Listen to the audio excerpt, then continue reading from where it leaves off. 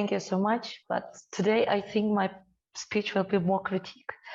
And this is probably the hardest speech for me. And I look at it as my attempt to relate the reality that I feel how it flows like a sand through the fingers when educated people and noble people are not able to talk to each other. And as you know, the parallel event which against this conference now is going on other place. And for both conference, the main idea is a war in Ukraine.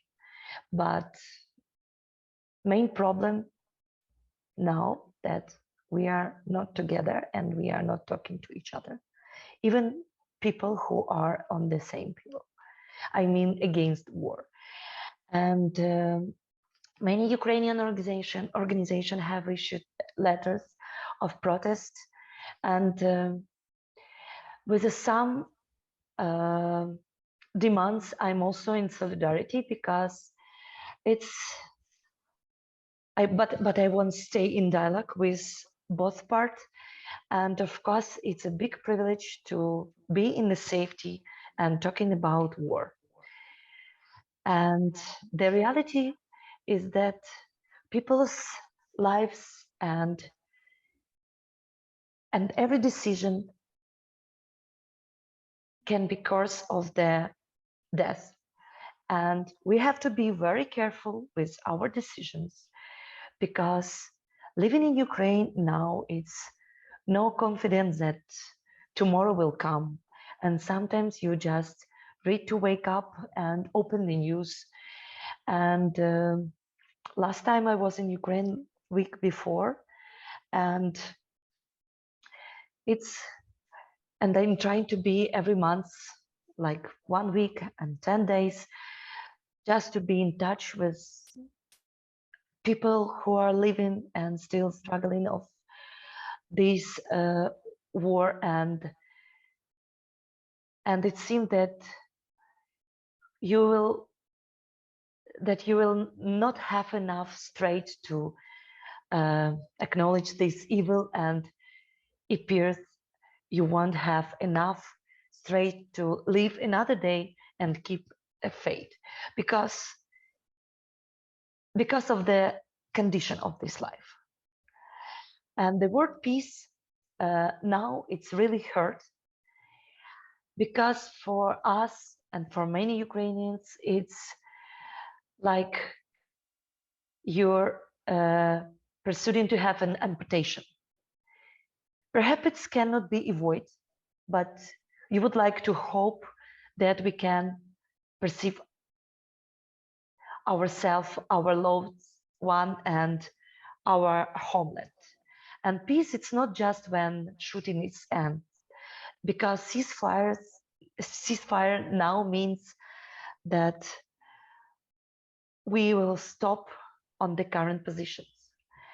And peace, it's a gift of seeing the future. And all of our relatives and loved one alive, and we also want to have this future, and we also want to see this future, and see this future from my home, from country which I like to live, where is all my relatives, my friends. And after 1 year, I know how to be a refugee, and it's even difficult to describe how I feel when I feel like foreign languages. I'm really tired from different languages, which I have to switch every time. And I really want to back to my context, my identity back.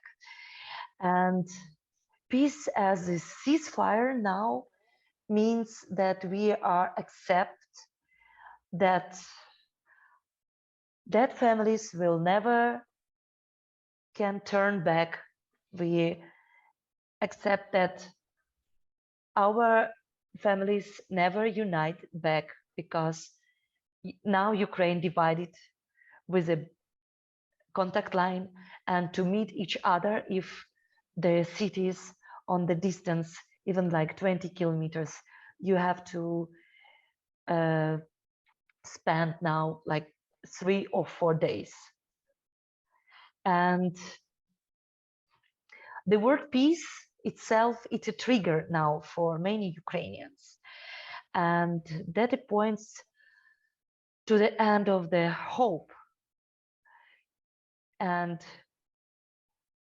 hopelessness, humiliation because of the peace that calls us submit to force, to submit to violence, for fear that the violence will go beyond Ukraine and hurt your interests. I need activists and civil society organization from the first world, and also it's a big part of Europe also, because from my perspective, sometimes I feel that everything related to the fear that conflict will expand to other countries, other European countries. And Ukrainians now asking for protection and security guarantees, even like legal security guarantees. And this is important because it's a mechanism, it's a way how we can prove that it's possible to guarantee ceasefire, and it's a guarantee that after this conflict will never repeat, because if we'll stop now without solving the essence of the conflict, is only the freezing and of the current situation for just respite for a new escalation. And I understand that you are against the war, and me too, with all of your heart. And but Ukrainians, but for Ukrainians, it's mean that we are being sacrificed for the sake peace for others. I wish we had a chance to, and I thinking for constructive proposal, we could all together concentrate on first world activists, I mean European and Americans, Canadians, who put pressure on their countries to land and address economic interests, which is destroy the economic of the weak countries. And everything related to previous experience, of course. And we could call the principle adherence of the UN statute and never compromise for the political interest or global players. And the war in my country is only the continuation of the series of other conflicts and other territorial integrity of states, human rights and human lives, with the tactic consent of countries that do not want to provoke, and form their country denies the right of existence for the other. And everyone seems to have forgotten about, for example, Palestine by now, and my friends from these countries still fighting for their right to exist.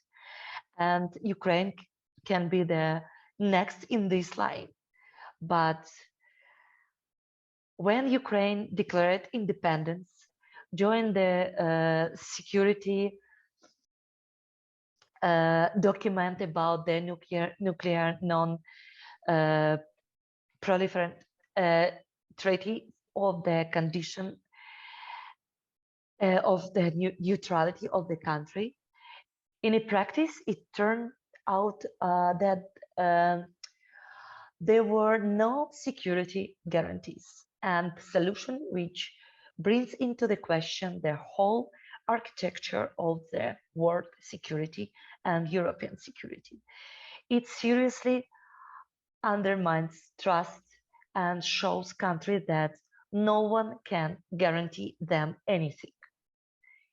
And therefore, the demand for our states, I mean your states, to integrate this guarantee into the national legislation. And this is the only one way we can rebuild trust and straighten this international security architecture. And when you talk about stopping the war, what do you mean? What kind of specific steps? Because there is very little to be against all the bad and just for all the good. Because what can you sacrifice for peace? Or what kind of efforts you can add to this process? Because it's not enough just worry and sit in the safety.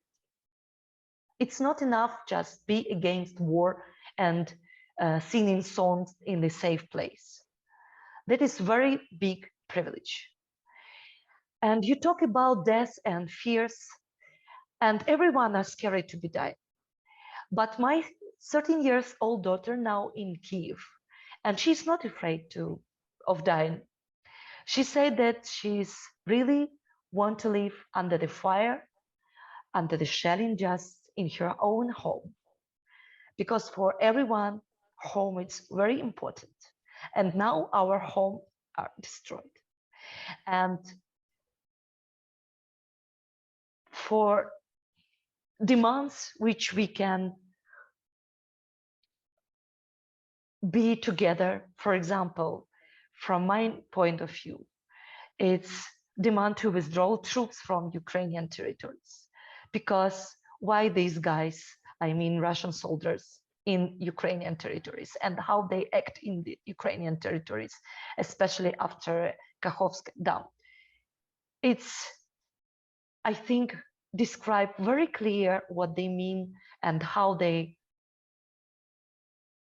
can treat our territory, our land, our population, because they don't care. And also it's important to call things by their own proper names. I mean, when we are negotiating with Russia about grain, about ammonia, about anything, we also can demand the name, the special military operation, and stop use these euphemisms along the lines of like NATO special operations. But let them finally call the war, war. And if it's because already Russian propagandists do not understand what needs to be said and what is the goals of Russian government, or what was the main goal for this full-scale invasion. They are changed these statements many times after this 1 year, and so it's like next demand. And together with activists and as representatives of civil society, we can demand the organizations of structure within the UN on the, for example, like it was during the COVID special measures, organize a special group which can deal with